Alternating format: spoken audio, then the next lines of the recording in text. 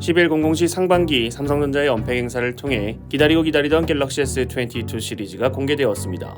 아직까지 일주일도 지나지 않은 시간이라 언팩 행사에 여운이 가지 않는데 갤럭시 S22와 갤럭시 S22 플러스에 일부 스펙에 오류가 있어 수정된 부분이 존재합니다. 갤럭시 S22와 갤럭시 S22 플러스는 전자가 다르게 최소 50Hz에서 최대 120Hz의 가변 주사율을 지원한다 소개했습니다.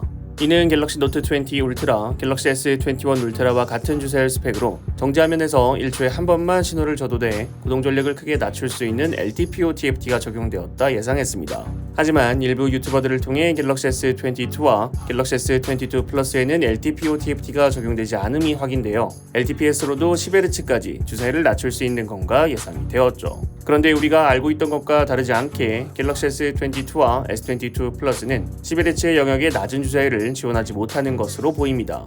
삼성전자 글로벌 뉴스룸의 보도 자료와 갤럭시 S22와 S22 플러스의 인포그래피에서 소개된 주사율 지원 영역이 최소 10에서 최대 120Hz에서 최소 48에서 최대 120Hz로 변경되었습니다. 120Hz를 지원하던 기존 LTPS TFT를 탑재했던 갤럭시 스마트폰의 디스플레이와 같은 주사율 지원 영역입니다. 10Hz까지 내려간다고 소개했던 건 10Hz로 구동하는 신호가 들어가기 때문인 것 같은데 디스플레이의 최소 주사율 한계가 48Hz라 신호가 들어가도 48Hz로 출력되기 때문에 우리는 갤럭시 S22와 S22 플러스에서 10Hz 주사율을 경험할 수 없습니다.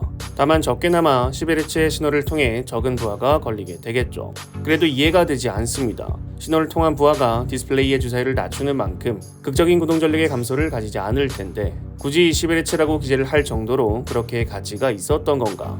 기재된 스펙의 변경은 미국에서 소비자법으로 소송을 걸리는 걸 방지하기 위함이 아닌가 싶습니다. 그리고 삼성전자 뉴스룸 같은 일부 스펙 시트에선 주사율 스펙이 변경되었으나 아직까지 공식 홈페이지의 소개 페이지는 변경되지 않았습니다.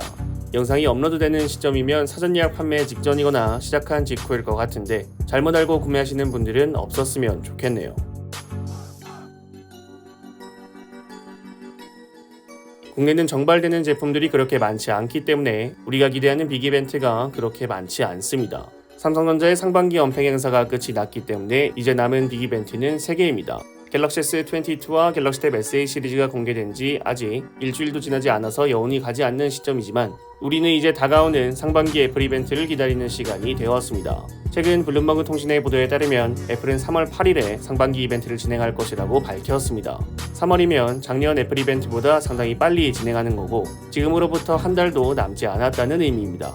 이번 이벤트에서 꽤 많은 제품들이 소개될 것으로 예상되었지만 일부 제품들의 발표가 연기될 것이라는 소식이 나오면서 상반기 애플 이벤트의 스케일이 처음 예상했던 것보다 좀 작아질 수도 있겠다 싶은 상황입니다. 일단 발표될 것으로 예상되는 제품 중 많은 기대를 받고 있는 제품은 바로 아이폰 SE의 3세대입니다. 크게 특별할 건 없지만 아이폰 SE 3세대의 실물 디자인을 간접적으로 미리 살펴볼 수 있는 사진이 하나 등장했습니다.